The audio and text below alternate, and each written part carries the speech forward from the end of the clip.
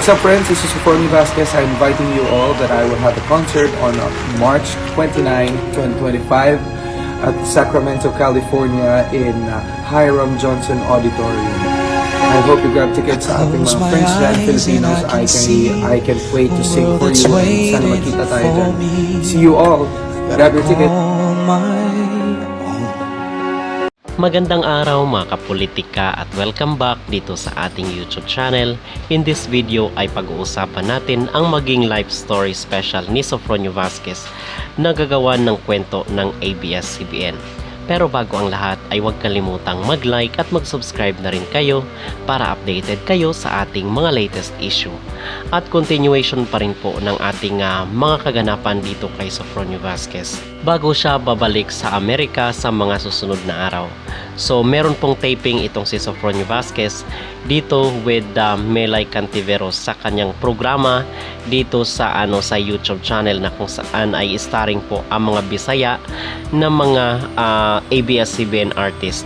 So magigest po itong si Sophronie kasi laking Bisaya naman itong si Sophronie Vasquez. So magigest po siya dito kay Melay Cantiveros, itong programa niya na Ka-1-on-1.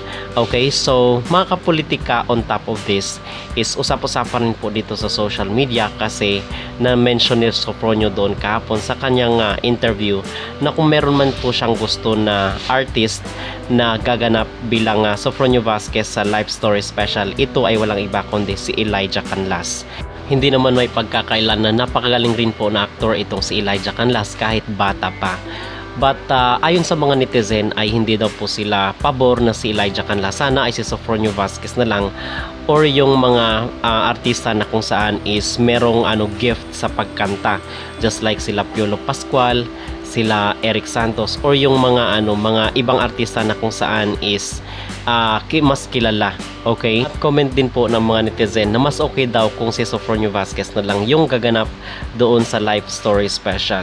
So maging opinion ko po dito is siguro mas okay kung si Sophronie Vasquez or yung ibang artista ng ABS-CBN ang gaganap dito na akma sa kanyang karakter bilang isang singer. Okay, so yun ang aking maging opinion. Pero ang sabi din po kasi ni Sophronie ay ayaw niya ng mga madamdaming karakter. So it's up to him na lang kung sino yung gusto niya na gumanap doon sa kanyang life story special.